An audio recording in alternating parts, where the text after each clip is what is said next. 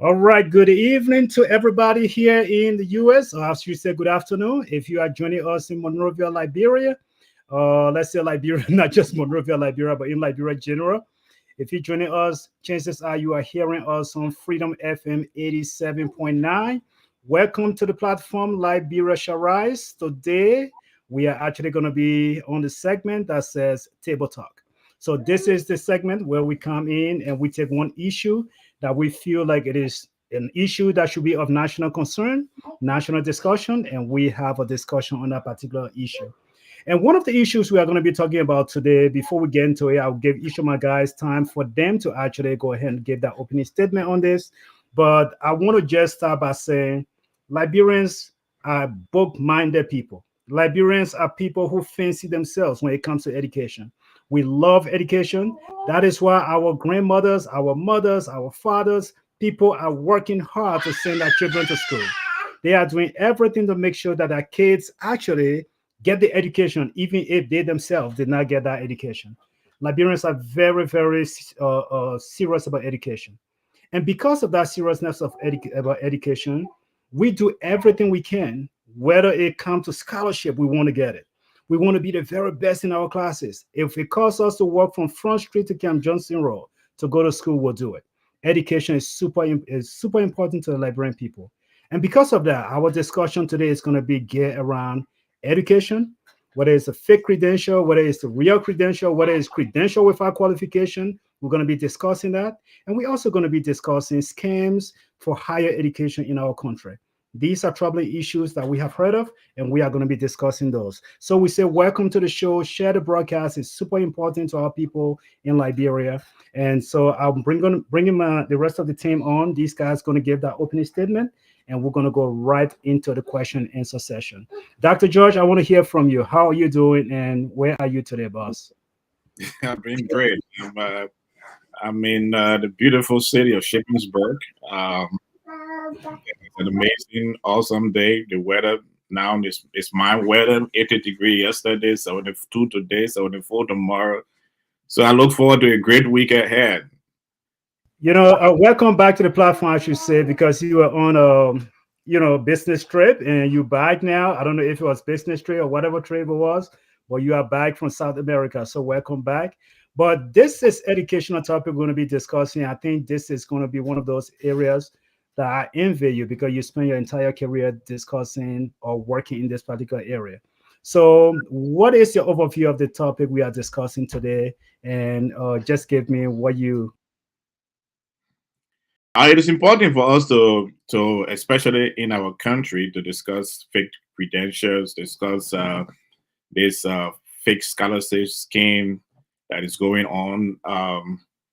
Yeah, a lot of people don't want to put in the work, but they want to enjoy the benefits of it. So yeah, it's one topic that interests me a lot. Over time, having had the privilege of working in various universities, I remember almost every year our credential had to be updated because, as you know, others, if you're not aware, in the university system, the credibility of your teacher is one of the criteria is news, especially if we see the University of Liberia is about what 3,000 and something in the world accredited listing. We don't have any Liberian university among the first 20 university in Africa, or among the first 100 university in Africa. So these credentials and other things become very important because it's uplift the academic environment. And also those who work. I mean, a couple of years ago, I think it was the foreign minister of France. It was discovered that his TC was plagiarized, and he had to lose his job because of that. So again, we have Mr. Martin Colley, who have been very great in signaling some of these fake credentials in our system, and it's good for us to have a conversation around it so our people can know. And then we have this fake scholarship scheme. Even the Liberian government was engaged in fake scholarship. So it's something that we have to educate our young people in Liberia. You put fake scholarship, it's almost like human trafficking now. And people have been stuck in Nigeria. Liberians are stuck in Nigeria. They are stuck in Ghana.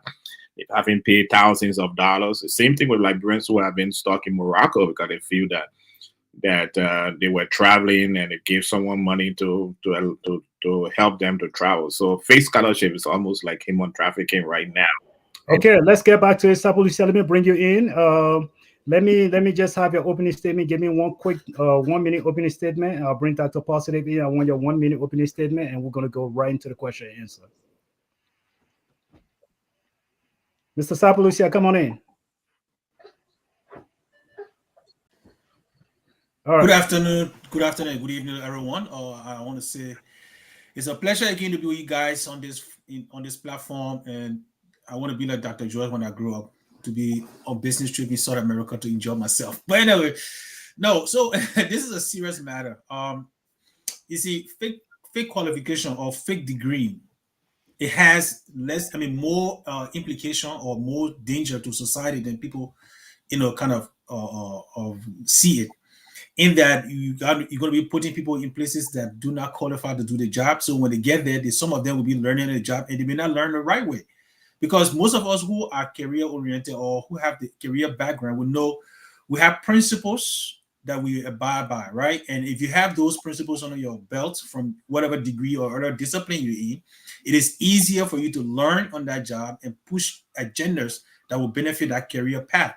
However, if you have a guy who just have a degree that was not earned, it is difficult for he or she to have impact in that particular career field because they won't know what the deficiencies are that they can correct.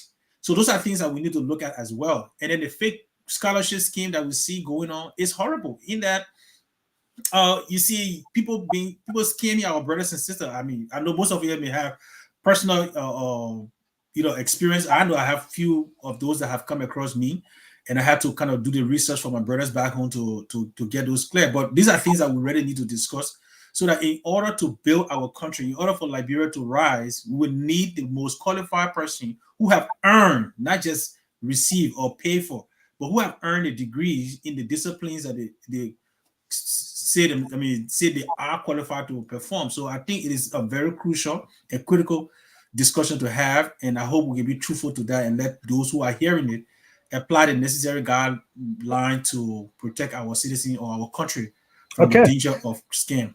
Okay, Dr. Positive, let me hear from you. Give me a quick 1 minute because I really want us to go into these segments so we can just get things going. Good afternoon, gentlemen. Again, thank you so much for this topic. Uh, I think one of the things I keep saying on this platform is integrity have to be taught in Liberia. It has to be like a national emergency, because if someone don't have integrity enough to feel like I'm going to represent something this big, and I don't have the qualification, that's already a fraud that the person is committing. So eventually when the person get that position, they won't really care what they do.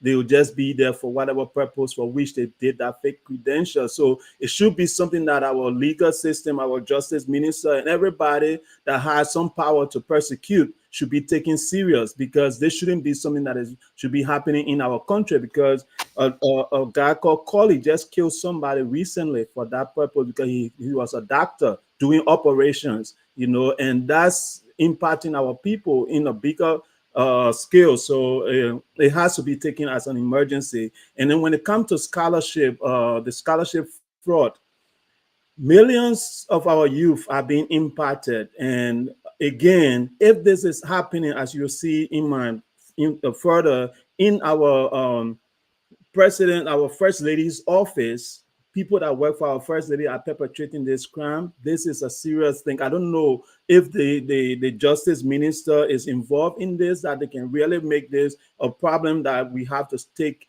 immediate action on.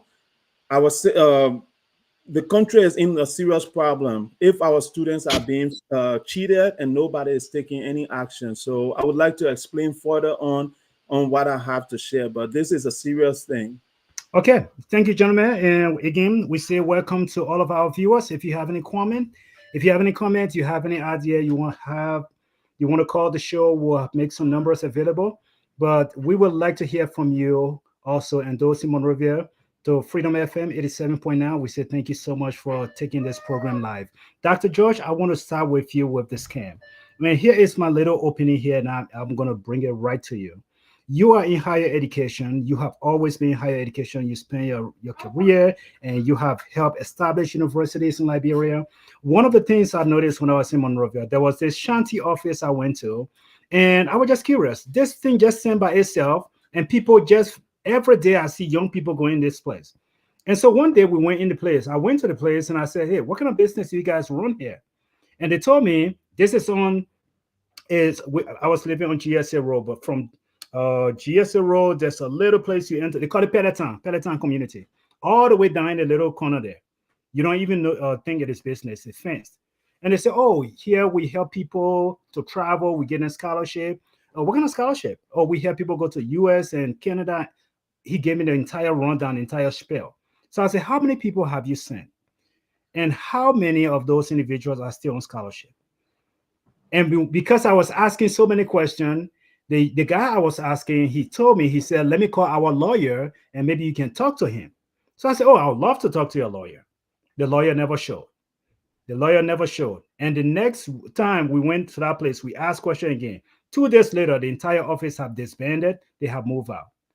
So this scholarship scheme is happening and is taking place in Monrovia, at least I know of. One of the young people that are sponsoring Liberia just called me. He wanted $2,500 because he has been promised scholarship to Canada. How prevalent is this situation in Monrovia, Dr. George? You got 2 minutes on the question. Yeah. Dr. George, you are muted. Sorry. Yeah, sorry. A very prevalent. I don't know of any family in Liberia that have not experienced one way or the other. First of all, it starts with our mindset as Africans, especially those of us in the western part of Africa. We have the mindset that the grass is greener on the other side, that you can get best or better education outside of Africa, outside Liberia, and then that will open greater opportunities for you. So therefore, when you receive information of scholarships offers, many are willing to invest the money. Parents are willing to sell the land, get the last that they have in order for that one son or one daughter in the family to have the opportunity of going abroad and studying. So therefore, we do limited investigation. We don't investigate. Again, it is a great opportunity to study abroad. It is a great opportunity to study. It's a Nigerian adage that says that if you don't know, if you have never leave your father's compound before, you won't know how small your father. You think your father's compound is the biggest compound in the world. So you have the opportunity to travel and see other things. In the medieval ages, the way of getting higher degree was traveling. You live in your parents' house and you age 18, 19, and then you take a long trip. It was one of those trips that what his name was on, Charles Darwin was on when he started when he did his book, the how do you call it, of the species. So traveling is very important. And let me know how do you call it, but it's what we investigate, is how we take it up. So we have many people, as you said, about a year or so ago, one of my younger brother, in our Liberian term to say younger brother, because he grew up with my mother, he had called me telling me that he was in Sierra Leone. He was stranded in Sierra Leone. I said, "But what are you doing in Sierra Leone?" He said, "Oh, we had this scholarship. We went to a third-party country in order to process our visa to travel." So I had to call my younger sister in Monrovia, and then she gave me the whole story that they have even warned him. This thing doesn't look it doesn't look something that is authentic. So why don't you put in time and investigate? So he was founded there, and we had to raise money to bring him back to Liberia. So there are thousands of Liberians. Quite recently too, I received a call for a friend in Nigeria. There was a scholarship to go to school in Australia, and this person have called me that I need $1,600. Can you help me? And I really love helping people with education. So I said, okay. So we got our visa. I said, send me the visa. Let me see it. The visa that came was a form of letter. I said, what? The Australian embassy started offering visa like this in the form of letter? I don't know any visa. I don't know about you guys, but I've not gone to any country in the world that they offer me visa that was letter instead of the thing they send me my passport. So I took that document and sent it to my friend in Australia, and I asked them, "Can you verify with your foreign foreign ministry to see if this is authentic. And definitely, I mean, I have my own bias because visa is not issue overnight or you even going. I mean, some of us have gotten visa or going for interview, but it's not issue in the form of letters. So that's why we struggle. That's why we struggle with. Many of us want to go to a foreign country, and we are not even investigating the university that we go into. And Dr. Josh, that's another piece of it. Will definitely come there again. But Sabolu said the same question to you: the prevalence of these scams in Monrovia. Because I'm glad that Dr. George is saying that this is not just limited to Monrovia or Liberia, but you also have other African countries that are being impacted. So how prevalent is this issue, and why are they still falling victim to these scams in the country? So I don't want to kind of re-emphasize what Dr. Sabolu, George started. Go ahead. Are you hearing me? Yeah, we're hearing you now. Go ahead. Okay. Go ahead. Yeah, so I don't want to restate what Dr. George said because it is real. Because my own biological brother had the same situation where he told me that this scholarship he's supposed to go to England for scholarship, and somebody sent him an invitation through the email, and I told him to give me the invitation where he had saved $2,000. I should help him with $3,000, and I thought, okay, but send me the link. And when I looked at the link, why it is true that particular scholarship was real. Somebody say your internet is breaking up really bad. It's going in and out. We're not hearing you throughout. Our internet on this side is good. Yeah, maybe you're not joining Steve's company, but it's okay. Try again. Keep talking. So I'm saying the scholarship was an actual scholarship. However, it was not meant for Liberians. It was a scholarship intended for Nigerians who have a graduate degree, and England was referring those guys from England, from Nigeria, who has English background, right? That is their family in England, and got some connection there to go for that scholarship. But this person was trying to use that means to make him a Nigerian with a bachelor's degree already, pursuing master's degree in healthcare, which he has no clue about because he didn't even have a bachelor's degree. But you ask the why. The why is desperation. That's one of those things. If you look at our society, what Africa have turned to be, we have not been told, or we have seen our education to be lacking the qualification or the equity when it comes to international standard. And I think because poverty is part of that, we think that's another means of escape. Because I myself, when I was in Liberia, I didn't fall prey to that, but I was always researching for how I can leave Liberia on a student scholarship. We're always at the USA embassy, library there in Congo Town, right? Searching for these universities to see how we can get scholarship because we could not afford education in Liberia, especially if we who don't have people in government. So desperation, poverty, and the lack of resources to do personal research is causing our people to fall victim to this. How many people have data to go and research a scholarship or link that was sent to him or her? They don't have it. Right? So they will rely on whatever information I give them as a scammer, and they will run with it and start looking for the little money that they have, running to their people to say, hey, can you borrow me this? Can I have this? And then I will look for whatever I can consider different order and put it together and give to this scammer. But they have many problem or many situations where I have seen people raise up to I think there was one incident where they raised up to $5,000 and gave it to this group of people to send them out, and nobody got a scholarship, right? We saw that under the previous government, and it's happening under this government. So it's because of desperation, poverty, and a lack of resources in our own country to develop the young minds that we have that is causing some of these people to act or fall prey to these scams.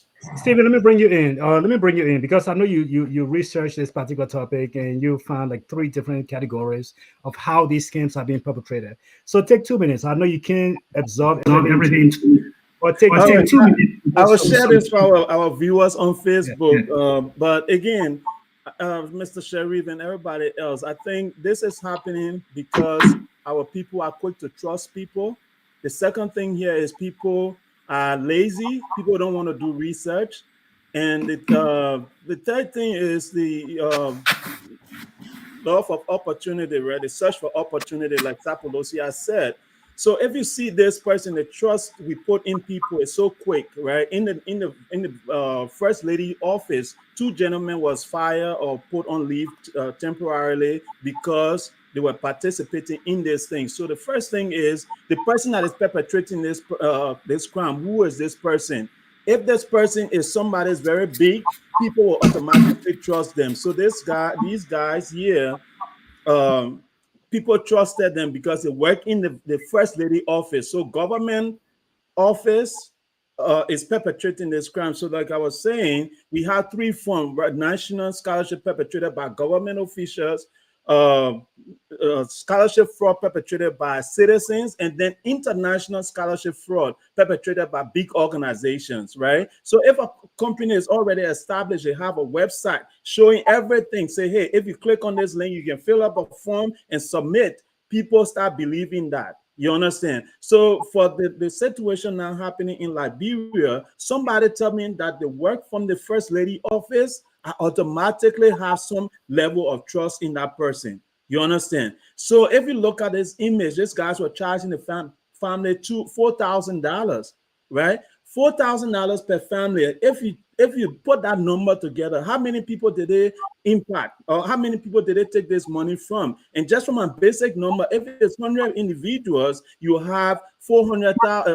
You have 400,000, right? If it's it's 40,000. If you have about 200, it's 800,000. So these guys are making a lot of money, you know. But the thing is, in this case, for them to just be suspended, that's why I'm saying the justice ministry have to be involved, because people are trusting people and people are letting them down. So for me, I think the key thing is the trust we place in people is so quick, and we're not willing to do our own research.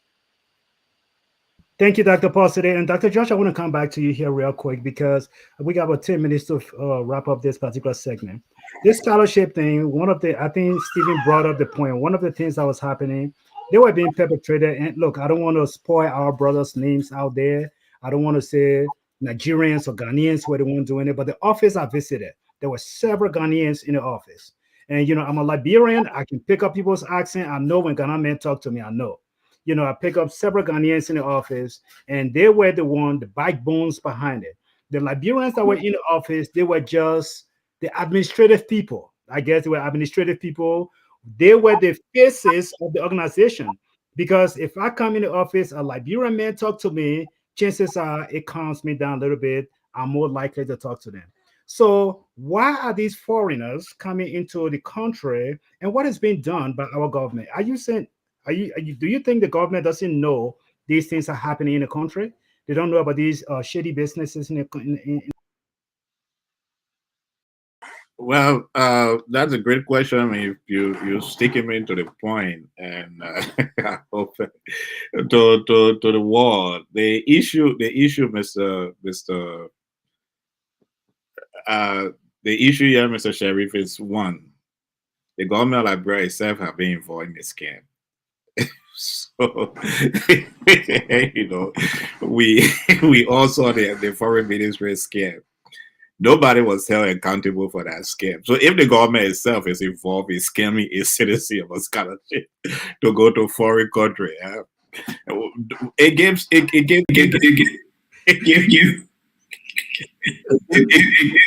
credence and scammer. Stephen, please. I think you give us echo. Sorry. Go ahead. It gives credence and opportunity to scammer. So Steve just talked about the office of the first lady. The gentlemen, they have not been punished. So we have two scams, two scams that higher educational scams that have been operated, one by the government at the Ministry of Foreign Affairs, and two by the government at the office of the first lady. Nobody has been held responsible. So if I was an academic, I was a foreign person in Liberia, I would start to believe that, well, these people like scam programs, so let me start mine. Again, the scam at the ministry or at the foreign ministry was orchestrated by Ghanaians.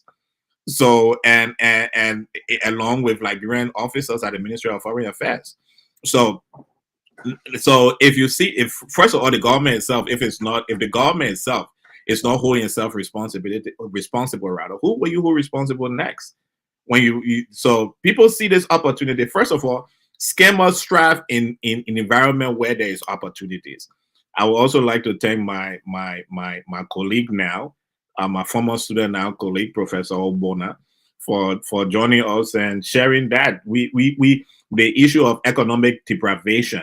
When people are in a situation where they don't see opportunities, they seek opportunities, and these opportunities they seek happens to be if they believe the grass is greener on the other side. And that's why I like when we have programs like this could be you where Liberians are actually sharing the challenges they have in here. For example, last week when our guest share how she had to work in Wendy's because she came to easily realize that her parents were not keeping her in the home. Those are things we Liberians need to understand. But not to overflow your question, yes, I mean, you can only hold someone accountable for something you hold yourself accountable to. Our government has not hold itself accountable to scamming, and therefore people will see opportunity to scam. Sapalucia, the same question to you. I want us to wrap up this segment, but let me bring that same question to you. No, yeah. So Dr. George set it up. However, though, what measure have we put in place? The only time we hear about these things is individual citizens dig, and there is brought out. There is no institution in Liberia that govern these things. The Ministry of Education is the academic arm of the country, but they don't have any security guard measure that they can use to say, okay, let's vet this. There is no, first of all, there's no vetting process in Liberia, whether it is for academic or whether it's for career based. There is no vetting process. I remember when the Baka-led administration was coming in, some of us started suggesting to some of our friends that we know that, hey, you guys need to have a vetting process, even if you want to employ people from America. It's a simple system. Collaborate with Liberian institutions here. Let us go through the vetting process. Because if I go in for a job anywhere in America, they do a background check. And it's an easier process that you do. And every information about me will be put out there in less than a minute. That document can be presented to the Liberian government to say, okay, this person you're hiring, this is the amount of debt they got. Do you really want to hire him to be a Minister of Finance? Do you want to hire him to be? It's the same process. And academically, if somebody is going to teach at University of Liberia, what credential does he have? So if we can put vetting process in place and we have institutions that are checking for all this information to make sure we are getting the right people in the right place and holding ourselves accountable, then we'll deter some of these incidents from happening. But the fact that this government, as soon as it took office, in less than 4 months, we started hearing scammer, academic scams, not just employees, but scholarship. And I don't know the definition. When we were in school, the definition of a scholarship was different from what we're hearing today. Back in the day, when you heard somebody was on scholarship, you had to be an A student. That's what we knew going for scholarship. But these days, people who go for financial aid are considered scholars. So I don't know if scholarship is for scholars anymore or just for anybody who can just pay the money. We'll let Dr. George answer that question. He will define scholarship for, but I'll go to Stephen real quick. Stephen, Riverside Pro is complaining. He said we're cutting the show too short. So I don't want to cut it short. I want us to have a number out there. Let Riverside Pro call in and give us his opinion. Let's definitely have a number out there that he can call in. But Stephen, please go ahead and make your point before I go into the next segment. Yeah, you did not go around the bush, so you have to rephrase your question for me. So no. So basically, I'm saying all of these scams are taking place. You have all these little shops all over the place, and people are paying money every day, scamming our young people, desperate young people, asking them bring $2,500. We'll send you to Canada on scholarship. Is the government aware, and what is the government not taking action against these people? Okay, Sharif. So the first thing here is a common government official or common public servant make about $75, right? So even if we were to take this to the Justice Ministry office, right, and the Justice Minister decide, hey, we got to make this a serious thing, the guy under the Justice Minister makes $75. So if you find a thing where he can ask somebody to pay $2,000 and they pay it, can you verify that he makes 75? The people make 75 yeah. So if this person is not making anything at all, right, and they find out that there's this scam that going on that I can participate in as the bona fide person, right? in a government office, I will be part of it. That's why you see that from the foreign ministry to even the first lady office is now participating in this thing. So come back to what we always say on this platform: the system that we put in place to prevent these things have to be built from the grassroots, right? Liberians have to start loving each other, because if somebody in the foreign affairs ministry care for Liberians, when Ghanaians are even coming to work at the foreign affairs ministry, will be finding out if there's no Liberian that can do that work, right? But then when we put the Ghanaians there to work, they now become our people that can lead these kind of things, because Liberians know Ghanaians got, they will clean Ghanaians got connection outside. So if a Ghanaian person stand up and say, I'm doing this program, they're going to follow through. And that's why these things are expanding, because I even know my little brother came to me for some money. And I said, no, I have shared websites with you for you to go and apply. Somebody is researching for you right now for you to go to a school in Norway. Those are legal things. When there's a scholarship, nobody will ask you to pay money up front except to register for the program, to apply for the school, the program you are going into. They will ask you to pay registration fee. Outside of that registration fee, we do not pay money for scholarship. And our kids don't want to listen. Our brothers and sisters in Liberia don't want to listen. Every other year, every other month, he has something to come up with. I say, there's another opportunity. You understand? And this get rich quick scheme, or this thing of getting out of Liberia, most of our kids are so much into getting out of Liberia, and you can't blame them because the system is not providing anything for them. So we have a big problem. I don't know when this will be solved, but all I want to tell people is reach out to your brothers and sisters in the US, or if you have friends in the US, ask them. If somebody tell you there's a scholarship, ask them to look up the school name. And then once the person tell you the school name, then you can start trusting that person a little bit, because I can call the school and find out what scholarship the school have to offer, and then help them to prevent them from the fraud. But once you tell them this is fraud, they're not speaking to you again for that whole month until they get into the thing, and then they eat their money before they come back to you. Yeah, because in most cases they are thinking that you are preventing them from traveling. Oh, they may have time. That's all. Dr. George, let me come to you. I want to get now into the next segment. We're going to be talking about the fake credential and credential without qualification, all those different things. You know, over the years, I think Dr. George, as you rightly stated, Martin K. and Colley, he had been reporting or publishing lists of Liberians with fake or no credentials, and those individuals are holding prominent positions in Liberia. And some of them still are holding prominent positions in the government sector. I believe the goal for those publications, Mr. Colley put out, was to actually shame those individuals, or to make those individuals to invalidate their qualification. But despite his effort, these people are still holding offices in the country, and they were still holding these prominent positions. So I guess my question is, does Liberia even care about the credentials that these people bring to the table? Or is it just giving people positions based on who know you basis?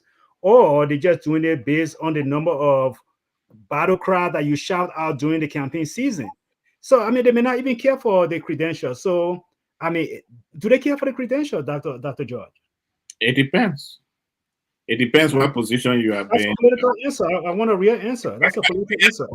It depends. I mean, as we said a couple of weeks ago on the show, I think the Liberian president has 5,000 political appointments. The political appointees work at the will and the pleasure of Mr. President. You don't have to have master's degree, PhD, whatsoever on nomenclature you want to put behind your name. You don't have to have it. Is what is the will and the pleasure of the president.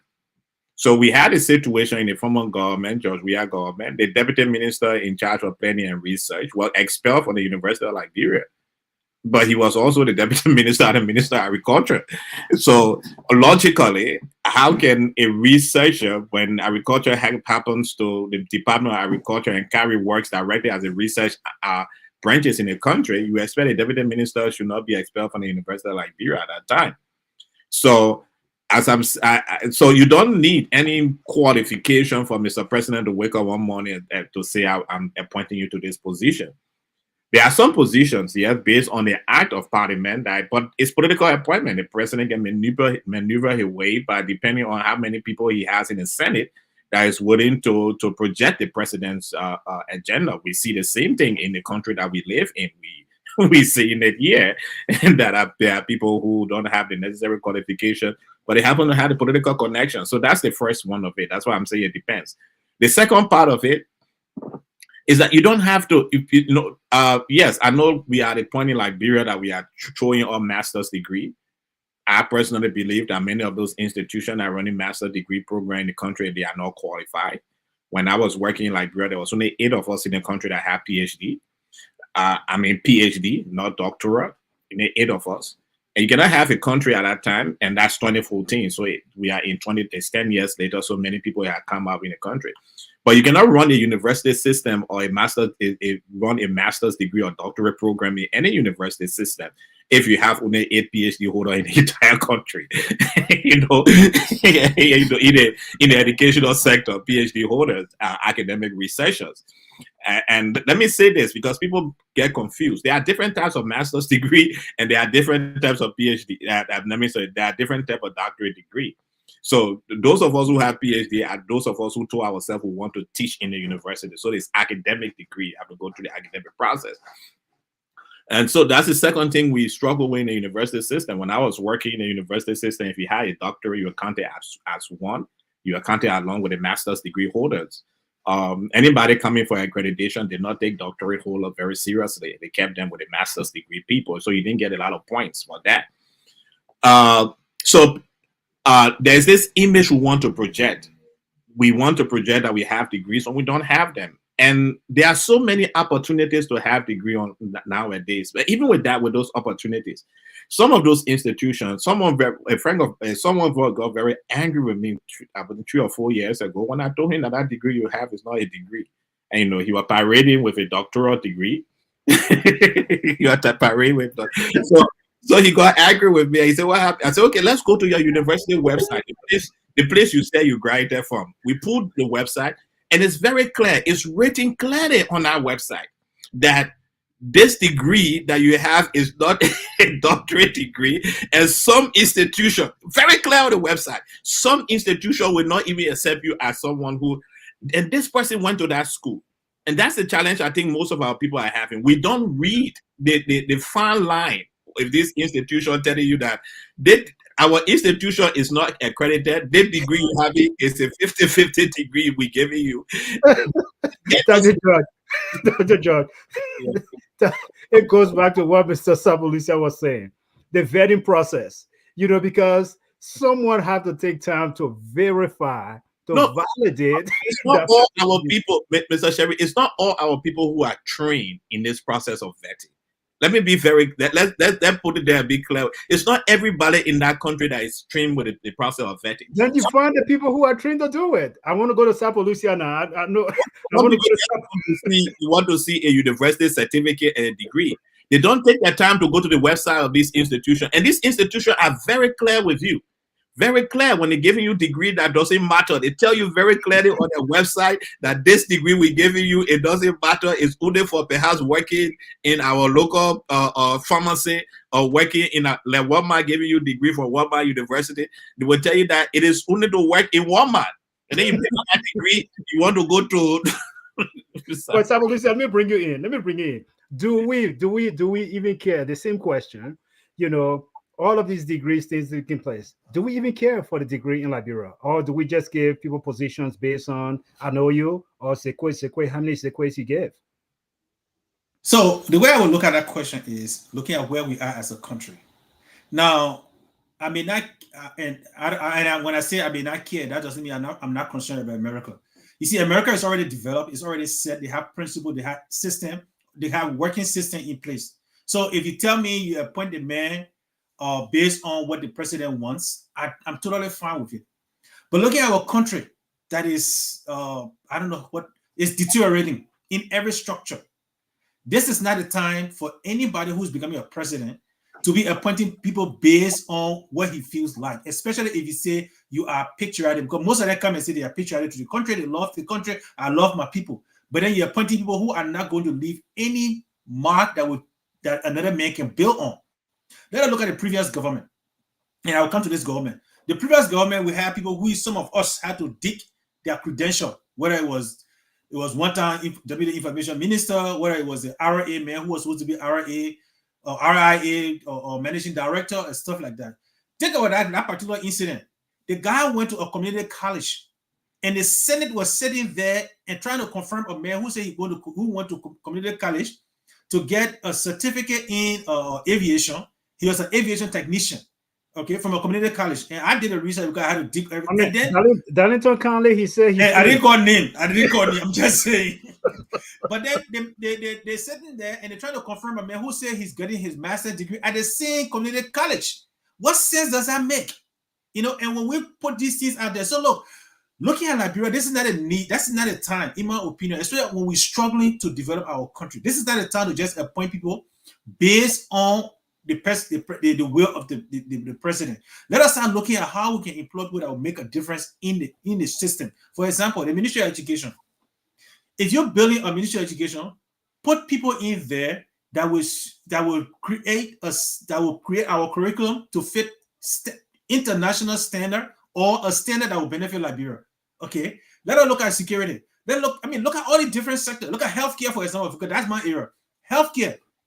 Let us put people there who will not just say sekwe or praise you or whatever, because we have qualified. I can say we have qualified people. And I'm not saying the person that is there is not qualified, but who are visionaries that could come and build Liberia healthcare system to make it better than it is. But since they spend a year, I don't see anything besides somebody come and say, "Oh yeah, I think we should allocate 20 million here to restructure this or to rehabilitate this." The reference hospital is still leaking. JFK still leaks. So after almost 20 years of some relative peace, what can we show besides serving at the will and pleasure of the president? So, Sapolisi, I want to hold you there for a second, though. Are you saying that all of these factors that you are actually highlighting, whether it's the incapable person at some ministry or some organization, that agency that he or she should be managing, are you attributing all of these to the lack of education or qualification in credential? Not exactly. Okay, so those are two different things. No.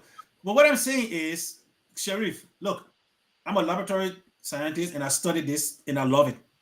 Okay. And most of us here who have our career field, whenever you are, if you earn the degree in that area, you always want to develop it to another level. Most of the people who really earn that degree that I have seen, if they are supported financially, because that could be another thing, because the government could put a qualified guy there, but they're not giving him he or she the resources to develop that system. Okay, so I'm not attributing everything to the lack of qualification. No, but I'm just telling you, if you are really qualified to serve in this position and you love that career field, you will always be working to develop it, sometimes with the little resources that you have. But if we look at the last 20 years, we are only developing individuals and not the country. Because the only people that are getting rich and getting structured are the individuals that are employing government. But if the institutions that they govern are not moving forward. Okay, I see your point. Stephen, let me come to you real quick because I have another question. I really want us to get into it. Go ahead. We have a caller in, so I will take the call, then we can go from. Go ahead. Hello, caller, your name and where you calling from? This is Pro, calling from Milwaukee, Wisconsin. Okay. AB, you know. All right, Ross Pro, go ahead. You got my time. Use it wisely. Yeah, man, guys. Can you guys hear me? Yes, we can. Yeah, thank you very much for the show, man. You know, I had a wrong message when Sherry said to close the segment after that the whole cruise. I said, man, I just got here. What do you mean closing the show? But anyway, yeah, but yeah, this is interesting. This is great. You know, I love these kind of topics. This is one of my favorite platform. But I got 2 points. My first one has to do with the previous segment concerning these fake scholarship. I don't know. I don't think the foreign minister, the foreign ministry is they were deliberately involved, or I know she was saying had this questionable credential, but honestly I don't think that she was deliberately involved in that scholarship scam. I think they were being duped as well, because guys, one of the comments I made there, when you look at modern technology, I saw one of these fake campuses. Look, guys, those people got their own college campus. They got phone number. They got contact. They got a basketball team. I'm telling you, they got volleyball. It looks so real. So I think it makes it difficult now for a guy in Riverside County. He go and scroll on the internet and see that college, something like that. He's not going to show to anybody because he thinks that's an opportunity, like Sapolisi said, desperation. And then he goes there and then he gets a dupe. So I think our government got duped as well. That's why I think they don't really know, because of modern technology. I don't think they can really tell. Guys, like Loya in the United States, it's also happening here too. So my second point to that, it brings me to the second point concerning these fake credentials. I think recently there was a guy, I think he was a representative. They just found out that this guy who document in America, it was fake. Imagine how long it took. The man served almost 8-9 years as a senator. So I think these things they are difficult now, because it takes a lot for people to find them out. And nobody really, only market college is doing it, and nobody really cares. Nobody cares. And even if they do find out, I think Liberians have reached the point that right now, we had a president, George Weah. He had a limited degree, but the fact that he was a president, and people say, well, we don't really need degrees anymore. Even George Weah himself admitted that, book would not build a country, and he had a large following. So to my question to you guys, Brother George, those of you who be extensively, in those colleges or university education, which department detects these fraud, like scholarship fraud? Which department in the Ministry of Education or the Department of Education in the United States? Is there a department that's supposed to detect these academic fraud, these scholarship fraud, these fake credentials? And if so, why aren't they catching it so fast? Why does it take so long before they find out, and then it's kind of late? That's my question. You guys, thanks for having me. I'll be following the show. All right. Thank you, Reverse Pro. Dr. George, I'm going to bring that question to you, but before I say this, I'm going to put my little 2 cents in. Dr. George, you got 1 minute to answer the question. But here's the thing. Here's the thing, though. Keep the question. Don't forget the question from Reverse Pro. But to just say my little piece, Reverse Pro, my own experience here, when I came from Liberia and packed my bag and came here to the States, and I decided I want to go back to university, the university said, welcome, come back. So I presented my little paper I brought from LU. They said, and it's not going to work. So they say you got to go to AccuPlace, so you got to do all these different things. But even at that, though, the document that I brought from Liberia, before they could tell me that they were not going to accept it, they actually allowed me, they told me to send it to a third-party organization. It was not even a university. They allowed me to send it to a third-party organization, send it to them, and that organization was there to vet my document to see if it came from a qualified university. And anyway, Dr. George, go ahead and answer the question. I'm just going to start from you. Have already answered the question, Mr. Sheriff. Normally, it's not a duty of most of the time of the Ministry of Education. That's what we have. For example, in Liberia, we have the National Commission on Higher Education. That's their duty. They put on their website all the accredited university in the country. You see, we are so eager that we don't spend time to research. So if for example, I'm applying to a university here in the US, first of all, I want to know what the status of that university, ranking on the university is. So I'm going to go to the accreditation board, first of all, for the state. Perhaps I want to go to the university in the state of Texas.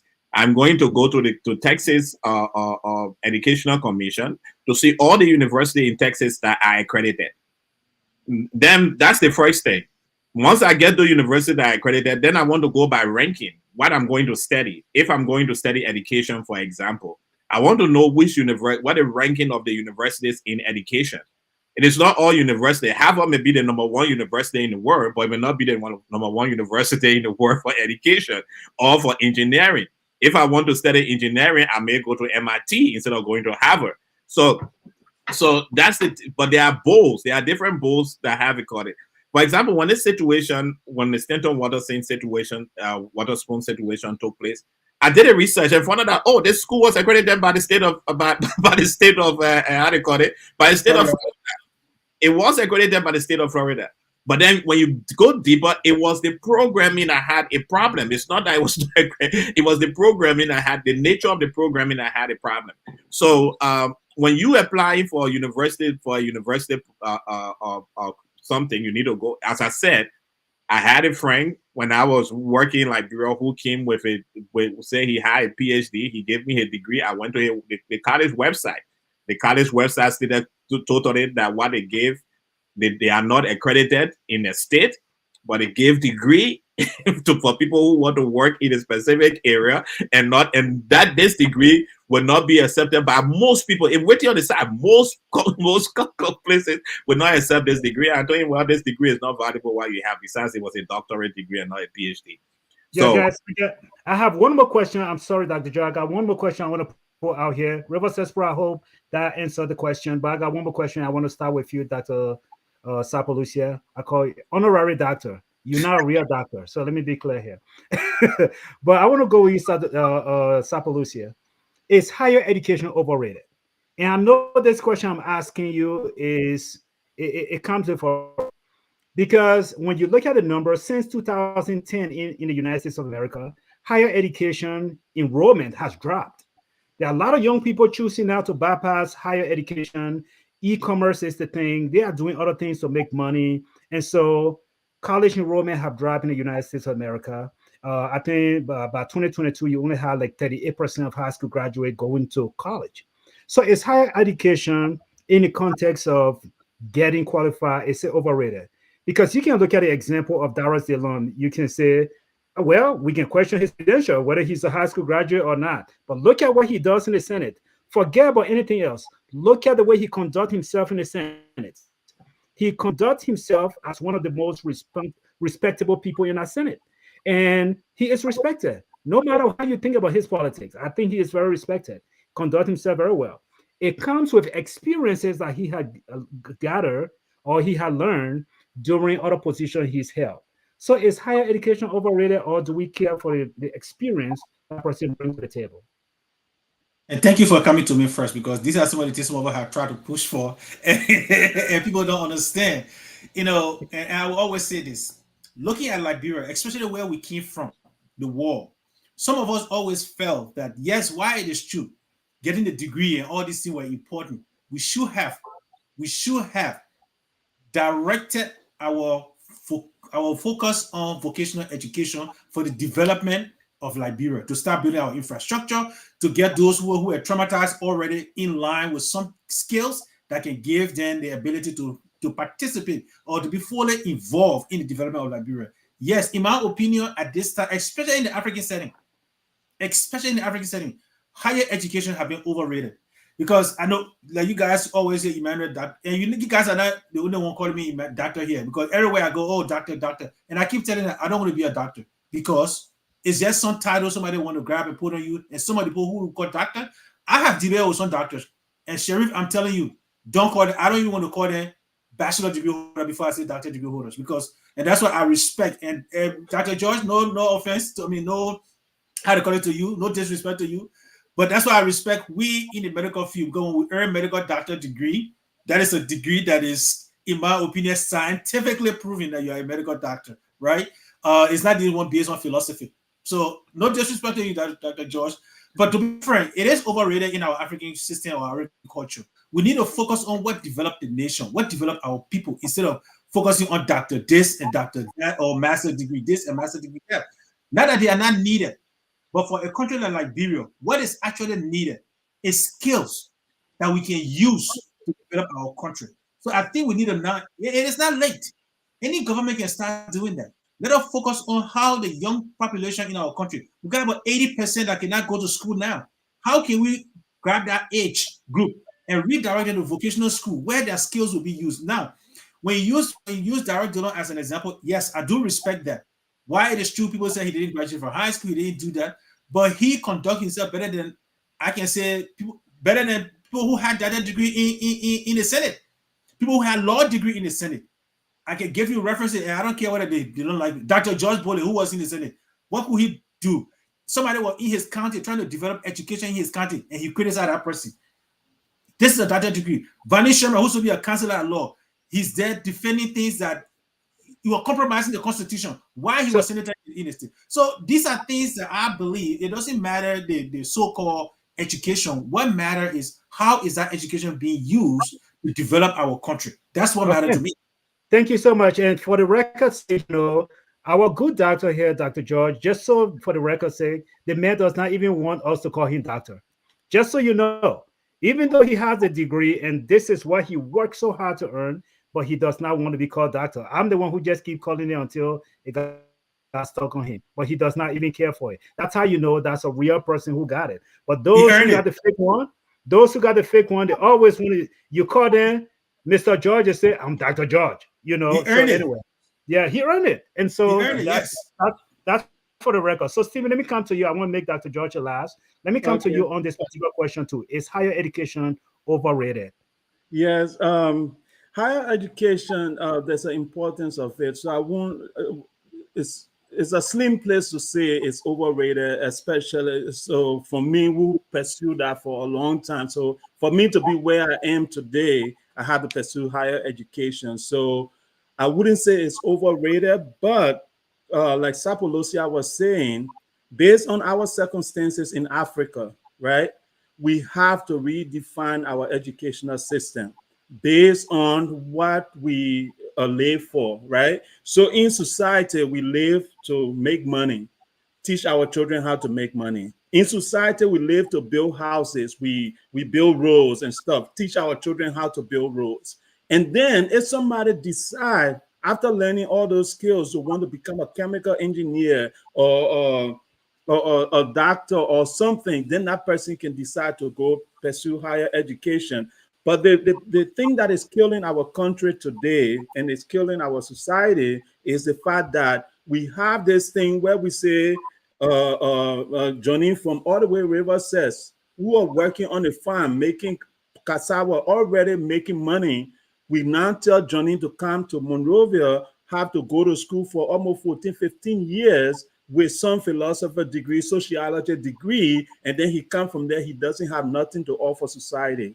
And that's the mistake we are making. So I would say yes and no to your answer in terms of wasting people's time. But if we put higher education towards a specific goal, then I think it's better for the society. And then just to answer one of your other questions, you didn't involve me in this, was you gave your turn to River Says Pro, so I couldn't involve you. No, I was joking, my man. I was joking. I said, so let me answer it quick. Does qualification matters? 30 right? seconds. Yeah, 30 seconds, please. Does qualification matters? And I say yes, because if qualification don't matter, we have situation where I'm going to call somebody's name and they're going to insult my parents and everything. But Prophet Key is running to become a senator, was running to become a senator. This person on social media insults everybody he gets in connection with, right? I don't know his credential or anything, but what level of qualification? Now the NEC deny him. He's online cursing everybody, parents and stuff. And these are the things that we accept when we say qualification don't matter. So I personally say qualification does matter, because if we just say open door society for everybody that wants something, then our society will fail. You understand? Then let's just close all the university if qualification don't matter. Okay, all right, gentlemen. We our time is up now with the radio station, but I really want Dr. George, the man who spent his whole life in education, to take us home on that question. Is higher education overrated? Dr. George, please take the question, because I really want us to spend 2 minutes after this. You're not doctor. Yeah, so I want us to spend 2 minutes. Finish us so we can spend some time with the radio station with Chris. Please do not hang up. Dr. George, answer the question. No, it's not overrated. It's just that we don't understand higher education. Many people don't understand it, so they feel it's overrated. right? Your first degree, you study broadly. Now, if you study broadly and you feel you don't have a grasp of something specific, then you go and do a master's degree. By the time you reach to doing a PhD, that means you are telling yourself, I want to be a researcher. I want to be an expert in this particular area. So it's not overrated. It's just that we don't understand what higher degree is all about. The second phase of the question is that there are things you study that you don't need higher degree for. For example, if you study accountancy, you don't need to go for a master's degree in accounting or PhD accounting, except you want to be a university teacher. There are professionals program you do, CPA or whatsoever. That's the professional program for accountant. That's why you want to go. If you are an engineer, sometimes as an engineer, you study master's degree, you can't find a job because it's based on the experience, the actual experience in the field. By the time you do master PhD again, you go into academics. So it's not overrated. It's just that we don't understand what higher degree is all about. I will close, for example, if you won't mind. I have a first degree. I went for a second degree. The only thing I studied in my master's degree was U.S.-Liberia relationship before 2003. That's why I said I wanted to study. I researched on that, and I can speak to my mind. When I went to do a PhD, I researched on U.S., not U.S. Liberia, but local Liberia conflict. So my whole study have been Liberia, Sierra Leone. So conflict and how women participated in those conflicts. I cannot sit there and leave from there and say I got a PhD because I got PhD all around the place. No, there's if you are employed in a university as a teacher, you are employed for a specific reason as a PhD holder. You are not employed to go and teach everything in a university. You are employed to teach. For example, when I work at the University of Liberia, I did only international relation courses. I only did courses that had to do with either the analysis of foreign policy or the theoretical part of policy. I can jump from there and start to go and do something else that I did not study for. So it's just the mindset. We just think you go to school, you want master degree, you join, go get master degree. And finally, let me close this. When I was working in Nigeria in my department, there's a guy who came to be employed. He had 4 master's degree. You know what we say on the panel? This man is confused. Because that was the collective agreement of the panel. This man is confused, and because he's confused, we cannot employ him. We cannot employ someone in the academic that is confused. How can you get him 4 master's degree? It's just how to cut it. So it's not a degree that having problems. People understanding. So every time someone wake up, they want to get degree in this thing, degree in that one. Thank you so much, Dr. George, okay. Dr. Positive, who is not a real doctor, Dr. Lucia, who is a social scientist, laboratory scientist. Thank you, gentlemen, so much for lending your voices to this. And to our brothers and sisters in Liberia, we know the struggle in Liberia. We know everybody want to leave Liberia. And again, I don't want to generalize to say everybody, but most young people want to leave the country. And because you want to leave the country so much, you are falling victim to a lot of these different scams taking place in the country. We don't want you to fall victim to these things. I think one of the best advice you could have ever received from today's broadcast came from Mr. Positive, Dr. Positive. He said, you got friends here in the United States, or you got brothers in the United States, you got somebody on social media in the US. If there's an opportunity that falls in your lap and you say, wow, this looks like a scholarship opportunity, send it to one of your friends. Let them do the work for you. Research it for you. Do not give anybody $2. Don't give anybody any money in Monrovia who promise you a scholarship, who promise to do this for you without you first vetting and verifying that scholarship is legitimate.